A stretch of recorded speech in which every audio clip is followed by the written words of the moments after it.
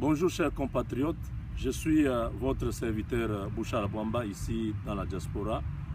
Je voulais aujourd'hui qu'on puisse encore parler autour de la fin du mandat de Joseph Kabila qui devient de plus en plus une casse-tête. Je crois que les derniers remparts, c'est la population congolaise parce que nous avons analysé, nous sommes passés en revue toutes les stratégies que l'opposition est en train de mettre en place. Je pense que cela ne va pas marcher et que Kabila, là où il est, ne le sous-estimez pas, il est en train de compliquer davantage l'équation. Beaucoup de gens nous appellent, ils veulent savoir ce qui se passe.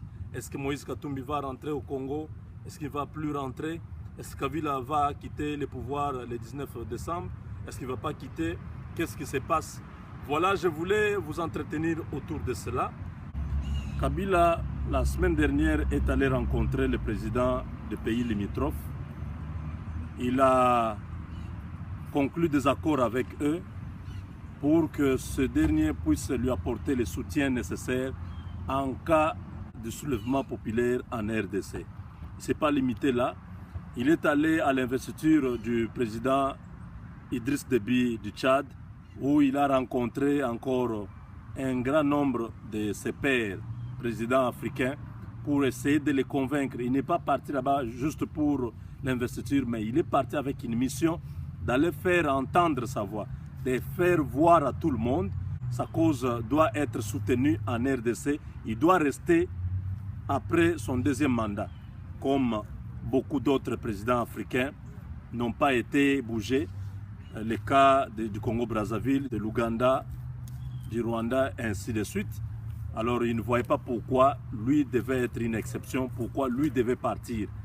Alors il a reçu une réponse favorable de la part de tous ces présidents qui lui ont dit que non, tente encore une fois de plus de changer la constitution. Et voilà pourquoi depuis 2 jours, il a appelé le président de l'Assemblée nationale, Obemina, qu'on n'a pris que quelques heures pour lui présenter ce dossier au grand complet qui est maintenant sous examen dans les services spécialisés de la présidence. Donc ne soyez pas surpris que d'ici la semaine prochaine, qu'on vous dise non, le peuple a décidé, nous devons réviser notre constitution. Peuple congolais, je vous ai toujours dit que Kabila utilise à chaque fois plusieurs fronts pour distraire le peuple, afin que nous ne soyons pas préparés à l'affronter, à le chasser du pouvoir à la fin de cette année. Kabila a ouvert les fronts du dialogue. Là-dedans, vous avez, non, l'opposition a réquisé les facilitateurs. Non, les groupes de soutien ont reçu l'opposition. Oh non, nous aussi, l'Union africaine, nous soutenons Edem Kodjo. Tous ces scénarios-là, ça ne pourra nous amener nulle part. Entre-temps, il y a la constitution qui va être modifiée. De l'autre côté, vous avez les mercenaires, les troupes étrangères que Kabila est en train d'amener dans les pays. Le pays actuellement, nous ne savons pas exactement ce qui se passe. Kabila est prêt. Il est en train de mettre tous ses fronts pour complètement éparpiller les efforts des Congolais. Ce que je vous demande, c'est une chose. Nous devons rester focalisés sur Kabila, qu'il puisse acheter des hélicoptères, qu'il puisse faire l'essai des armes qu'il a achetées en pleine journée à Kinshasa, où on fait ces histoires juste pour faire peur à la population. Tout cela ne nous concerne pas.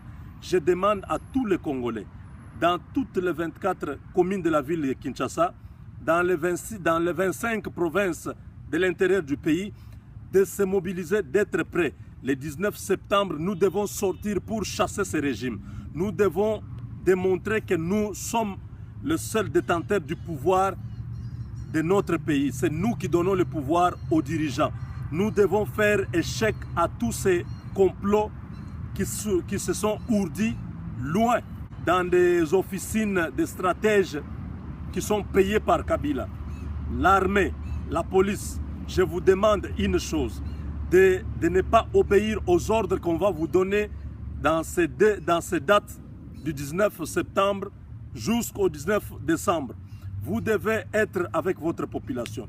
Vous devez suivre le mot d'ordre que l'opposition va donner. Et en ce moment, je demande à l'opposition, je sais que l'option du dialogue n'est plus envisageable. Corneille Nangaa qui vous dit que les élections ne sont pas possibles à la fin de cette année, vous devez attendre au moins 2 ans. Kabila n'est pas à sous-estimer. Comme nous le disons, non, nous allons seulement sortir, il va partir. Non, non, non. Il est en train de se préparer. Voilà pourquoi nous aussi, peuple, nous devons nous préparer. L'opposition tout entière doit se préparer. Ici, je suis en train d'appeler l'opposition tout entière. Mes chers aînés, vous faites déjà un grand travail. Vous avez montré que vous aimez le Congo. Bien qu'il y ait encore quelques tops qui sont au milieu de vous, mais je vous demande une chose.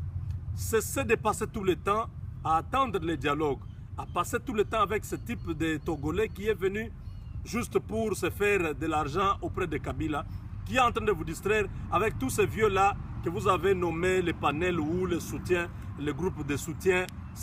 Tous ces gens-là, ce sont des gens qui ont déjà bouffé l'argent de Kabila. Ils ont bouffé l'argent de Kabila et Dème Kodjo, c'est l'homme des Français. Vous avez vu le président sud-africain est allé en France pour demander à François Hollande de laisser l'affaire du Congo, de la RDC, entre les mains des Africains. Cette affaire-là n'est pas l'affaire des Africains, c'est l'affaire des Congolais. Nous-mêmes, nous allons finir avec cette histoire. L'unique pays qui a résisté à Kabila, c'est les États-Unis.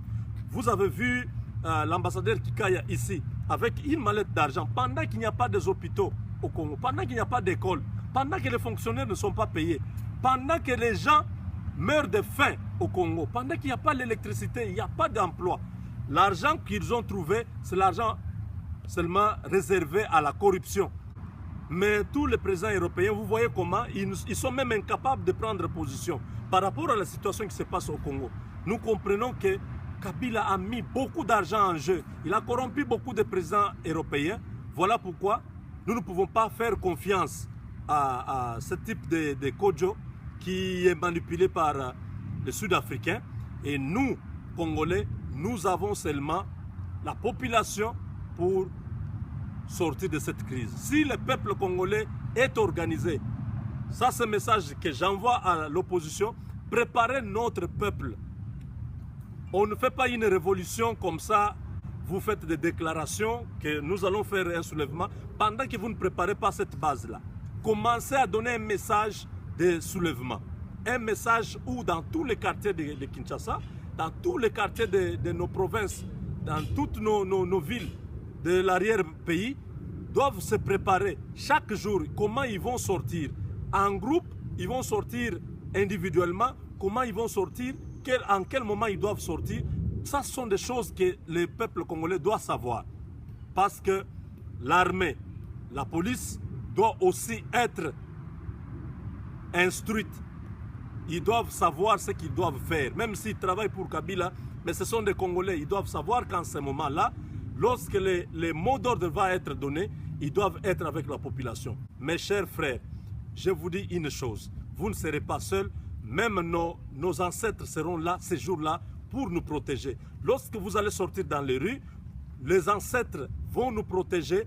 Nous demandons aussi à tous ceux qui sont détenteurs d'un pouvoir traditionnel. Je parle de chefs coutumiers. De partout où vous êtes, moi-même je suis concerné. Voilà pourquoi j'ai dit qu'en ce moment, tous les chefs, nos ancêtres vous ont laissé se taire. Vous avez marché avec Kabila. Vous avez trahi le peuple. Maintenant, je vous demande, rachetez-vous. Rentrez vers votre peuple. Renouez avec le peuple. Allez demander aux ancêtres pardon. Rachetez-vous auprès de nos ancêtres. Renouvelez la confiance avec nos terres. Nous allons vous accepter. Et ces jours-là, soyez avec nous. Marchez avec nous. Tous les chefs coutumiers. J'aimerais que vous puissiez écouter le peuple. N'écoutez pas Kabila. L'argent qu'il vous donne ne va rien changer. Au contraire, vous allez détruire notre pays. Les étrangers sont en train de prendre notre pays. Nos terres sont en train de partir. Il y a plus de 70 km qui sont déjà vendus au Rwanda. L'Ouganda a déjà pris nos terres. Vous allez voir, bientôt on va publier la carte, la nouvelle carte de la RDC. Ça ne sera pas la carte que vous connaissez là. Ça sera une carte modifiée. Et tout ça, ils attendent seulement que Kabila passe en force le 19 décembre pour que cela puisse être mis en action. Et Kabila est en train d'attendre les élections des États-Unis pour voir qui va passer, pour qu'il puisse venir renégocier son pouvoir. Donc nous tous, nous devons être prêts. Vous voyez le combat que Moïse Katumbi est en train de mener ici dans la diaspora, c'est un combat noble. Nous devons le soutenir. Nous devons soutenir le président Etienne Tshisekedi. Nous devons soutenir tous les autres opposants qui sont engagés pour chasser Kabila du pouvoir. Peuple congolais, c'est maintenant ou jamais. Nous devons laisser ce pays à nos enfants, à nos petits-enfants et à des générations qui viendront après nous, qui diront: nos pères se sont battus, ils ont donné la liberté à notre peuple. Voilà le message que nous devons véhiculer. Partout où vous êtes, n'abandonnez pas notre pays. Vous qui avez un pouvoir quelconque, vous qui avez l'argent, vous qui avez les moyens, vous qui avez quelque chose, c'est le moment de pouvoir aider le Congo. Ce type est venu malheureux, pauvre. Il est venu, il s'est enrichi. Voilà pourquoi aujourd'hui, l'argent qu'il a gagné injustement dans notre pays, il est en train d'utiliser ça pour corrompre les gens, pour détruire nos espoirs. Et nous, peuple congolais, tout ce que nous avons, c'est notre peuple. C'est vous, le peuple. Nous devons nous prendre en charge. Nous ne devons pas attendre. Nous devons sortir et faire échec à ces pouvoirs agonisants. Je dis, je vous remercie.